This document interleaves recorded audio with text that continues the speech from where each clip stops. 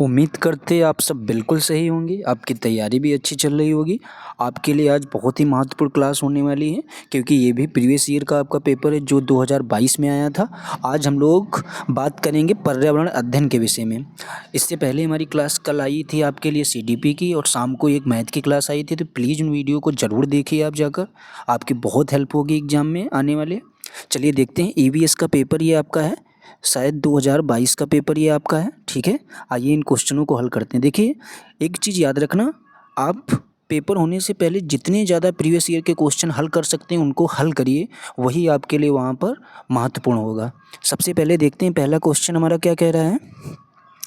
देखेंगे, हम सभी पुराने कुओं को देखते हैं जो अब सूख गए हैं। हमारे बड़े यह कहते हैं कि अब से लगभग 25 से 30 साल पहले इन कुओं में काफ़ी पानी था, परंतु अब ये पूरी तरह सूख गए हैं। निम्नलिखित में से कुओं के सूखने के संभावित सही कारणों को चुनिए। यानी कहने का मतलब, जिस कारण से आपके कुएं सूख गए हैं वो आपके 4 कारण उनमें से दे रखे हैं, कौन से इनमें से सही कारण है आपको वो डिसाइड करना है। तो सबसे पहले देखेंगे, आपके चारों कारण को अच्छे से पढ़ेंगे। देखेंगे आप, जिन झीलों में वर्षा का पानी इकट्ठा होता था वहाँ नहीं है, ये बात भी आपकी सही है। पेड़ों, कुओं और आसपास के क्षेत्रों की ज़मीन अब कोलतार सीमेंट से ढक गई है, ये भी बात आप देखेंगे। ज़्यादातर गांव वगैरह के कुएं जो है वो आसपास कैसे हो गए, पक्के बन गए हैं, ये भी बात सही है। कुओं का उपयोग नहीं करता है क्योंकि हर घर में टोटियां लग गई हैं, ऐसी तो बात नहीं है। कुओं का बहुत सारी जगह उपयोग होता है, ऐसा नहीं घर में टोटियां लगने से कुओं का उपयोग बंद हो जाएगा, तो ये बात आपकी गलत है इसमें। आगे देखते हैं, भूमिगत पानी को खींचने के लिए कई विद्युत मोटर चालित पंप लग गए हैं, ये भी बात आपकी सही है। तो आपका ऑप्शन नंबर इसमें सी वाला गलत हो जाएगा। बोल रहा है सही कारण को चुनिए, तो आपके ए और बी और डी कौन सा ऑप्शन आपका सही हो जाएगा? सी वाला आपका ऑप्शन राइट हो जाएगा। यही इसके जो संभावित सही कारण है। आगे देखते हैं, पर्यावरण अध्ययन में संकल्पनाओं और मुद्दों को विज्ञान और सामाजिक विज्ञान विषय के रूप में नहीं रखा गया है, क्यों? कहने का मतलब ये है, सामाजिक विज्ञान और विज्ञान के विषय में जो है पर्यावरण अध्ययन को क्यों नहीं रखा गया है, इसके जो मुद्दे हैं संकल्पनाओं को, तो इसका कारण क्या है आइए देखते हैं। सबसे पहले आप देखेंगे, पहला क्वेश्चन क्या है, इस आयु वर्ग के बच्चे अपनी परवरिश को समग्र रूप में देखते हैं। यह शिक्षण अधिगम की एक अच्छी युक्ति है, यह पाठ्यक्रम के भार को कम करने के लिए है। सीबीएसई के द्वारा पर्यावरण अध्ययन के पाठ्यक्रम को इसी प्रकार से निर्धारित किया गया है। तो आपके हिसाब से इसमें कौन सा ऑप्शन सही हो जाएगा? क्योंकि जो है सामाजिक विज्ञान और विज्ञान के विषय को इसलिए नहीं रखा गया क्योंकि इस आयु वर्ग के बच्चे अपने परिवेश को समग्र रूप में देखते हैं। तो आपका ऑप्शन नंबर इसमें कौन सा सही हो जाएगा? फर्स्ट वाला। इसीलिए जो इसको एक विषय के रूप में नहीं रखा गया है। आगे देखते हैं, 63 नंबर क्वेश्चन, नीचे दिए गए शहरों में से किसी एक रेत के पहाड़ जिन्हें रेत के टीले कहा जाता है कहाँ पाए जाते हैं? आपको पता होना चाहिए, जो रेत वगैरह ज़्यादा होती हैं ये हमारी कहाँ होती हैं? Abu Dhabi. तो आपका ऑप्शन नंबर कौन सा सही हो जाएगा? रेत के पहाड़ हैं, टीले वगैरह कहाँ हैं? ये आपके अबू धाबी में पाए जाते हैं। आपके अबू धाबी शहर से थोड़ा सा जब आप दूर जाएंगे तो वहाँ पर आपको रेत ही रेत देखने को मिलेगी। अबू धाबी में अगर आपसे पूछता है कि किसके पेड़ होते हैं, तो अबू धाबी में आपके खजूर के पेड़ होते हैं। ये भी बात आपको याद रखनी, क्योंकि खजूर के पेड़ को जो है पानी की कम आवश्यकता होती है। आगे देखते हैं, आपका क्वेश्चन नंबर देखते हैं 64 क्या कह रहा है। पर्यावरण अध्ययन के पाठ्यक्रम में उप विषयों के स्थान पर थीम को प्रोत्साहित किया गया है, क्यों? इसका कारण क्या है? चलिए देखते हैं। देखेंगे, बच्चों को परिवेशी बोध में वृद्धि करने के लिए, या स्थानीय परिवेश के मुद्दों से जुड़े हुए अंतर संबंधित समझ के विकास के लिए, या उपविषयों की तुलना में थीम आधारित पर्यावरण अध्ययन का संपादन आसान है, पर्यावरण अध्ययन में पाठों को कम करने के लिए। आपका ऑप्शन नंबर जो है इसमें कौन सा सही हो जाएगा? बच्चे जो है स्थानीय परिवेश के मुद्दों से जुड़े हुए हों और अंतर संबंधित समझ के विकास के लिए जो है वो थीम आधारित पर्यावरण अध्ययन को इसलिए प्रोत्साहित किया गया है। आगे देखते हैं, आपका क्वेश्चन नंबर 65 को हम लोग देखेंगे। अब क्या कह रहा है, निम्नलिखित में से कौन सा वर्तमान पर्यावरण अध्ययन पाठ्यक्रम के 6 मुख्य थीमों में से एक नहीं है? कहने का मतलब नहीं है आपके से नेगेटिव क्वेश्चन पूछा गया है जो आपकी पर्यावरण की सबसे पहले यही पूछ सकता है कितनी थीम है, तो आपको बताना है 6 मुख्य थीमें हैं। अब बोला उनमें से कौन सी जो आपके 4 ऑप्शन इनमें से एक ऐसी थीम है जो आपकी पर्यावरण अध्ययन की थीम नहीं है। तो आप देखेंगे, देखो पर्यावरण की जो 6 थीम है हमारी उनके बारे में हम आपको बताएंगे। सबसे पहले आपकी हो जाएगी परिवार, फिर उसके बाद होता है भोजन, पानी, आवास, यात्रा और हम चीज़ें कैसे बनाते हैं। ये हमारी पर्यावरण की कितनी थीमें हो जाएंगी? 6। अब आप देखेंगे इनमें से आपका जो है 6 थीमों में काम और खेल नहीं आया है, तो आपकी यही जो है पर्यावरण अध्ययन की थीम नहीं है। तो आपका ऑप्शन नंबर कौन सा सही हो जाएगा? सी। आगे देखते हैं 66 नंबर क्वेश्चन। निम्नलिखित में से कक्षा 1 और 2 के लिए पर्यावरण अध्ययन विषय के संदर्भ में सच है। क्या सच है इसको भी देखेंगे। पर्यावरण अध्ययन से संबंधित मुद्दे और संबंधों का संपादन भाषा और गणित के माध्यम से होता है। ये बात आपकी बिल्कुल ही सही है। आगे देखते हैं कक्षा 1 और 2 पर्यावरण अध्ययन के एक नए विषय के रूप में प्रस्तुत किया गया है। ये बात बिल्कुल सही, क्योंकि कक्षा 1-2 में पर्यावरण सब्जेक्ट ही नहीं है। आगे देखते हैं कक्षा 1-2 एक विषय में पर्यावरण अध्ययन समझने के लिए आसान नहीं है। आपका ऑप्शन नंबर इसमें कौन सा सही हो जाएगा? फर्स्ट वाला। आगे देखते हैं 67 नंबर क्वेश्चन हमारा क्या कह रहा है। कह रहा है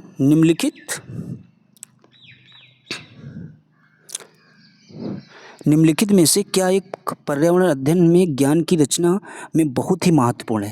यानी जो पर्यावरण अध्ययन में ज्ञान की रचना के लिए सबसे महत्वपूर्ण क्या है। आपको चारों ऑप्शन अच्छे से पढ़ना है। जो आपको लग रहा है सबसे, देखिए सक्रिय भागीदारी तो महत्वपूर्ण होगी ही होगी बात, ये बात आपकी बिल्कुल ही सच है। ठीक है, अब आगे देखते हैं बच्चों के ज्ञान शिक्षकों के ज्ञान से जोड़ना। ये बात कोई ज़रूरी नहीं है, ठीक है, कि बच्चों का ज्ञान जो है वो शिक्षकों के ज्ञान से जोड़ा जाए। आगे देखते हैं पर्यावरण अध्ययन को कक्षा की 4 दीवारी से बाहर सिखाना। ये भी बात बिल्कुल सही है। बच्चों के स्थानीय ज्ञान का विद्यालय के ज्ञान से संबंधित करना, ये भी बात आपकी सही है। तो आपका इसमें से ऑप्शन नंबर कौन सा सही हो जाएगा? आपका सेकंड बी वाला ऑप्शन किस में नहीं दे रखा है? ए बी सी, आपका डी ऑप्शन इसमें से सही हो जाएगा। तो 67 का आपका ऑप्शन नंबर कौन सा? डी। ठीक है, आगे देखते हैं 68 नंबर। पर्यावरण अध्ययन में बच्चों को जोड़ने की सबसे प्रभावशाली युक्ति क्या है। यानी अगर पर्यावरण अध्ययन एक विषय है, अगर इसमें हम बच्चों को जोड़ना चाहते हैं तो सबसे प्रभावशाली विधि हमारी कौन सी हो जाएगी? किस्से, कहानियाँ या शिक्षक द्वारा व्याख्याएं। व्याख्याओं की बात नहीं होती है, ये गलत हो जाएगा। पाठ्य पुस्तक का पठन, ये भी नहीं। कक्षा निर्देशन, ये भी नहीं।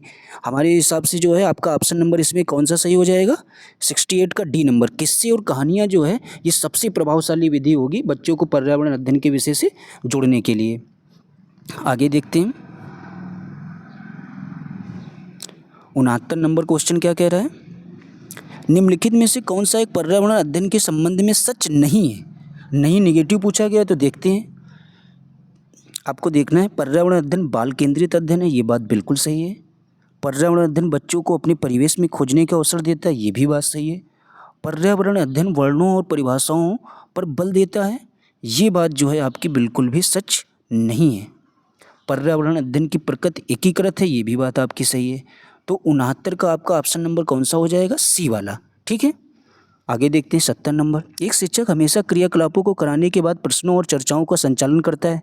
क्रियाकलापों, प्रश्नों और चर्चाओं के संचालन करने का उद्देश्य क्या होता है? इसका उद्देश्य क्या होता है, आइए देखते हैं इसको भी। आप देखेंगे बच्चों की प्रक्रिया कौशलों का आकलन, ये बात बिल्कुल सही है। बच्चों को खोजने के अवसर देना, ये भी बात सही है। बच्चों को अपनी अभिव्यक्ति का अवसर देना, ये भी बात सही है। बच्चों में उनकी सीखने की गति के आधार पर विभेद करना, विभेद नहीं करना है किसी भी प्रकार का। आपका ऑप्शन नंबर 70 का सी सही हो जाएगा। आगे देखते हैं 71 नंबर क्वेश्चन हमारा क्या कह रहा है। पर्यावरण अध्ययन में बच्चों को पाठ्यपुस्तक और शिक्षकों के अलावा अन्य स्रोतों की मदद लेने के लिए प्रोत्साहित करना चाहिए, क्यों? पर्यावरण अध्ययन सीखने के लिए पाठ्यपुस्तक और शिक्षक ही स्रोत नहीं है। आगे देखते हैं, या पर्यावरण अध्ययन सीखने के लिए समुदायों और माता पिताओं की उपस्थिति का विकास करेगा, या शिक्षकों को बच्चों की पृष्ठभूमि के जानने का अवसर देगा, या बच्चों के सौंदर्यगत और मनोक्रियात्मक कौशल का विकास करेगा। तो आपको देखना होगा इसमें से आपका ऑप्शन नंबर कौन सा सही हो जाएगा। ये मनोक्रियात्मक कौशल का विकास करेगा, ये बात आपकी नहीं सही है। ठीक है, तो आपका ऑप्शन नंबर इसमें जो है 71 का आपका जो है सही हो जाएगा, ए बी सी किस में दे रखा है? ऑप्शन नंबर आपका ए सही हो जाएगा। डी वाला आपका जो है प्रोत्साहित करना चाहिए। क्यों? क्योंकि यह जो है पाठ्यपुस्तक और शिक्षा की स्रोत नहीं, ये बात बिल्कुल सही है। पर्यावरण अध्ययन सीखने के समुदाय और माता पिता की उपस्थिति का विकास करेगा, ये भी बात सही है। ठीक है, आगे देखते हैं। तो 71 का आपका ऑप्शन नंबर कौन सा सही हो जाएगा? फर्स्ट वाला। अब देखते हैं 72 नंबर क्वेश्चन क्या कह रहा है हमारा। निम्नलिखित में क्या पर्यावरण अध्ययन में आकलन के लिए सांकेतिक नहीं होना चाहिए? सहभागिता, याद करना, प्रश्न पूछना, न्याय और समानता के प्रति सरोकार। अब आपको याद, हमने आपको पहले भी बताया, आपका याद करने पर कभी भी किसी भी बात में अगर याद करने के बारे में पूछा गया और क्वेश्चन आपका नेगेटिव है तो वही आपका जो है याद करने पर कभी भी जो है कोई भी विषय हमारा बल नहीं देता है। तो आपका ऑप्शन नंबर इसमें कौन सा सही हो जाएगा? 72 का डी। आपका 72 का कौन सा सही हो जाएगा? Sorry, B. आगे देखते हैं।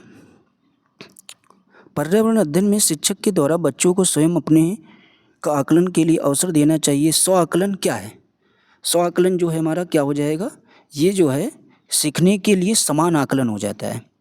ठीक है, जो बच्चों को स्वयं अपने का आकलन के अवसर देना चाहिए, क्योंकि स्व आकलन है ये सीखने के लिए हमारा कैसा होता है? समान आकलन। तो आपका 73 का ए बिल्कुल सही हो जाएगा। आगे देखते हैं। 74 नंबर क्वेश्चन हमारा क्या कह रहा है। एक शिक्षक खाना किस प्रकार से खराब होता है पर एक प्रयोग करता है? शिक्षक बच्चों के समूह बनाकर उनका प्रयोग से संबंधित सामग्री देता है। शिक्षक बच्चों के समूह क्यों बनाता है? ऐसा किस लिए करता है कि समूह में उनको बता रहा है? तो आइए देखते हैं। यह सहपाठी अधिगम का समर्थन करता है, ये बात आपकी बिल्कुल ही सही है। यह बच्चों की सामाजिक अंतःक्रिया में सुधार करता है, ये भी बात आपकी सही है। समूह अधिगम बिना बोझ के पर्यावरण अध्ययन के अधिगम का प्रभावशाली तरीका, ये बात आपकी गलत है। ठीक है, कक्षा में अनुशासन को बनाए रखने के लिए समूह में अधिगम एक महत्वपूर्ण युक्ति है, ये भी बात आपकी गलत है। तो आपका ऑप्शन नंबर जिसमें ए और बी होगा वही सही हो जाएगा। तो 74 का आपका ऑप्शन नंबर डी वाला बिल्कुल सही हो जाएगा। आगे देखते हैं। 75 नंबर, निम्नलिखित में से कौन सा पर्यावरण अध्ययन का उद्देश्य नहीं है? नेगेटिव पूछा गया जो पर्यावरण अध्ययन का उद्देश्य नहीं है। देखते हैं। परिवेशी मुद्दों पर जागरूकता का विकास करना, बच्चों को स्वयं अपने हाथ से कार्य करना और खोजने की क्रियाकलाप से जोड़ना, बच्चों को पाठ्यपुस्तक की परिभाषाएं प्रदान करने के लिए प्रोत्साहित करना। उद्देश्य नहीं है तो जो है पाठ्यपुस्तक की परिभाषाएं प्रदान करने के लिए प्रोत्साहित करना, ये बात आपकी बिल्कुल ही गलत है। तो गलत पूछा गया क्वेश्चन है तो उसका गलत ही आंसर देना है। तो आपका 75 का कौन सा सही हो जाएगा? सी। आगे देखते हैं। 76 नंबर क्वेश्चन क्या कह रहा है। पर्यावरण अध्ययन में चित्र पढ़ना एक महत्वपूर्ण क्रियाकलाप है। निम्नलिखित में से कौन सा संकेतों का बच्चों में आकलन चित्र पढ़ने के द्वारा हो सकता है? आइए समझते हैं इसको भी। तो देखेंगे अवलोकन, अभिलेखन, ये भी बात सही। अभिव्यक्ति भी करना, फिर क्या है? विश्लेषण भी करना। अब जो है आप बात कर रहे हैं महत्वपूर्ण क्रियाकलाप के बारे में, तो प्रयोग करना जो है इस बारे में बिल्कुल भी आकलन चित्र पढ़ने के द्वारा हो सकता है। तो अवलोकन भी हो सकता है, अभिव्यक्ति भी हो सकती है, विश्लेषण भी हो सकता है, लेकिन प्रयोग करना नहीं हो सकता है। तो आपका ऑप्शन नंबर इसमें कौन सा सही हो जाएगा? ए, बी, सी किस में सही है? फर्स्ट वाला आपका ऑप्शन नंबर सही हो जाएगा। ठीक है, आगे देखते हैं। 77 नंबर, रेटिंग स्केल में कौन सी तकनीक का उपयोग होता है? जो हमारी रेटिंग स्केल होती है इसमें जो है कौन सी तकनीक का उपयोग होता है? तो इसमें जो है हम लोग किसी चीज़ का क्या करेंगे? अवलोकन करेंगे। ठीक है, आगे देखते हैं। इसके बाद में हम लोग देखेंगे झूम खेती में अपनाई जाने वाली पद्धति के विषय में नीचे दिए गए कथनों पर विचार कीजिए। तो जो है झूम खेती जो हमारी की जाती है इसके बारे में कौन सा कथन जो है हमारा सही है उस पर हम लोग देखेंगे। पहले चारों ऑप्शन पढ़ेंगे तो आपको पता होना चाहिए। सबसे पहले देखते हैं, एक फसल प्राप्त करने के बाद ज़मीन को कुछ सालों तक ऐसे ही छोड़ देते हैं। इससे जगह जो बांस या खरपतवार उग आता है उसे उखाड़कर जला देते हैं। खरपतवार आदि को जलाने पर प्राप्त राख को खाद की तरह काम में लाते हैं। जब इस ज़मीन को खेती की बारी आती है तब बीज छिड़कने में पहले इसे गहरा होता जाता है, गहरा जोता जाता है। ठीक है, तो आपका जो है इसमें कथनों पर जो है विचार करना, आपका जो है इसमें जो है एक फसल प्राप्त करने के बाद ज़मीन को कुछ सालों तक ऐसे ही छोड़ देते हैं, ये बात आपकी बिल्कुल ही सही है। तो आपका 78 का जो है ऑप्शन नंबर आपका डी हो जाएगा, यानी केवल ए ऑप्शन आपका सही है। झूम खेती के विषय में यही बात सही है, एक फसल प्राप्त करने के बाद इसको जो है कुछ सालों के लिए ऐसे ही छोड़ देते हैं। आगे देखते हैं 79 नंबर।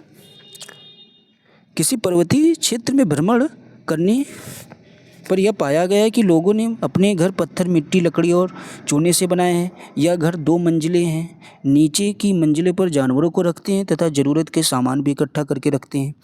वह स्वयं पहली मंजिल पर रहते हैं।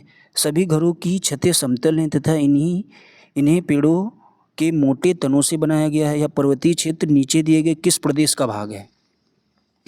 आपका देखिए इतना बड़ा क्वेश्चन है, वहाँ पर क्वेश्चन पढ़ने में टाइम लगेगा, लेकिन आपका आंसर इसमें एक छोटा सा दे रखा होगा। तो आपका इसमें जो है ऑप्शन नंबर आपका कौन सा सही हो जाएगा? इस तरीके के घर कहाँ पाए जाते हैं? जहाँ पर पत्थर भी हो, मिट्टी हो, लकड़ी और चूने से भी घर बने हो। इस तरीके के जो घर हमारे हैं ये आपके जम्मू और कश्मीर में पाए जाते हैं। ठीक है, यहाँ पर क्या होता है, जो हमारी नीचे की जो चीज़ें होती हैं वहाँ पर हम लोग क्या है ज़रूरत का सामान इकट्ठा रखते हैं तथा नीचे की मंजिला पर जानवरों को रखते हैं। कहने का मतलब ऊपर लोग रहते हैं, जो नीचे वाला पोर्शन होता है उसमें हम लोग जानवरों को वगैरह रखते हैं। ठीक है, आगे देखते हैं 80 नंबर क्वेश्चन। आमतौर पर यह माना जाता है कि रात में जागने वाला जानवर हर चीज़ को किस रंग में देखता है? ये बात आपको अच्छे से पता होगी। जो हमारा रात में जागने वाले जो जानवर होते हैं वो हर चीज़ को या तो काले और सफ़ेद में 2 ही तरीके से देख सकते हैं। ठीक है, आगे देखते हैं 81 नंबर क्वेश्चन। केचुए के बारे में पूछा गया है। केचुओं को किसान का मित्र माना जाता है, इसके लिए निम्नलिखित सही कारणों को चुनिए। तो सही कारण देखते हैं क्या है। केचुए मृत पत्तियों और पौधों को खाते हैं, इनके मल से ज़मीन उपजाऊ होती है, ये बात आपकी बिल्कुल सही है। केचुए खरपतवार खाते हैं जिससे मुख्य फसल की रक्षा होती है, ये बात आपकी बिल्कुल सही नहीं है, तो बी आपका गलत हो जाएगा। केचुए ज़मीन में छेद बनाते हैं जिससे ज़मीन पोली हो जाती है, ये भी बात आपकी सही है, सी वाला भी। केचुए द्वारा बनाए गए छेदों में ज़मीन को आसानी से हवा और पानी मिल जाता है, ये बात आपकी सही नहीं है। तो आपका ऑप्शन नंबर इसमें कौन सा सही हो जाएगा? ए और सी वाला। 81 का आपका ऑप्शन नंबर कौन सा सही हो जाएगा? सी वाला। आप देखते हैं 82 नंबर क्वेश्चन। आदिवासी हजारों साल पहले से कांसे की चीज़ें बनाते आए हैं। आज भी हमारे घरों में कांसों का उपयोग होता है। कांसे के विषय में सबसे सही कथन क्या है? या पीतल और तांबे का मिश्रण है, या तांबे, जस्ता और तथा एल्युमिनियम का मिश्रण है, या तांबे और टिन का मिश्रण है, या एल्युमिनियम और तांबे की भांति एक तत्व है। तो आपका जो है कांसा के बारे में आपकी जो बात सही हो जाएगी ये हो जाएगी, जो कांसा है हमारा, जो ये हमारा किसका मिश्रण होता है? तांबे और टिन का मिश्रण होता है। तो आपका 82 का ऑप्शन नंबर आपका सी सही हो जाएगा। कांसा किसका मिश्रण होता है अगर आपसे पूछा जाएगा तो तांबे और टिन का, मतलब तांबे को हम लोग कापर भी बोलते हैं। आगे देखते हैं। नारियल डली हुई किसी भी करी के साथ उबला हुआ टेपियोको निम्नलिखित में से किस क्षेत्र का प्रिय भोजन है? जो नारियल डली हुई करी के साथ जो उबला हुआ टेपियोको, ये किस क्षेत्र का प्रिय भोजन है? ये हमारा केरल के लोग को ज़्यादा पसंद होता है। जो नारियल डली हुई करी के साथ उबला हुआ टेपियोको होता है, ये किस लोगों को ज़्यादा प्रिय भोजन है? केरल के लोगों का। आगे देखते हैं 84 नंबर क्वेश्चन। निम्नलिखित में से त्योहारों के उस समूह को चुनिए जिन्हें पूर्णिमा को मनाया जाता है। तो पूर्णिमा के कौन से त्यौहार मनाए जाते हैं आपको पता होना चाहिए। होली भी मनाया जाता है, रक्षाबंधन भी मनाया जाता है, गुरु नानक जयंती भी होती है। ठीक है, तो आपका ऑप्शन नंबर इसमें कौन सा सही हो जाएगा? होली, रक्षाबंधन और गुरु नानक का जन्म दिवस, ये जो है पूर्णिमा के दिन मनाए जाते हैं। आगे देखते हैं 85 नंबर। निम्नलिखित राज्यों के समूह में से किस एक समूह के समुद्र तट अरब सागर पर है? किसके जो है समुद्र तट जो है वो किस पर है? अरब सागर पर है। तो आप देखेंगे कर्नाटक, केरल, गुजरात, इनका जो समुद्र तट है वो किस सागर पर है? अरब सागर पर। किसका? कर्नाटक, केरल, गुजरात का। हमारे देश के मानचित्र में झारखंड कहाँ स्थित है? तो जो हमारे देश में मानचित्र है, झारखंड जो है वो उड़ीसा के उत्तर में स्थित है। आपका 86 का ऑप्शन नंबर कौन सा सही हो जाएगा? बी। आगे देखते हैं 87 नंबर, जो आपका लास्ट क्वेश्चन होगा। निम्नलिखित में से क्या पेट्रोलियम से प्राप्त नहीं होता है? कहने का मतलब है पेट्रोलियम से क्या प्राप्त नहीं होता है। तो आपको जो है कोयला जो है वो पेट्रोलियम से प्राप्त नहीं होता है। बाकी चीज़ें आपकी मोम, ग्रीस, डीजल, ये सब हमारे पेट्रोलियम से प्राप्त होते हैं, लेकिन जो हमारा कोयला है ये जो है पेट्रोलियम से प्राप्त नहीं होता है। तो 87 का आपका ऑप्शन नंबर कौन सा सही हो जाएगा? सी। अब देखिए इसमें कुछ ट्रेन वाले आपके सवाल एक दो रह गए थे, इसीलिए हमने जो है यहाँ पर हल सॉल्व कराने में थोड़ी सी परेशानी होती, तो उनको किसी दूसरे वीडियो में हम बताएंगे।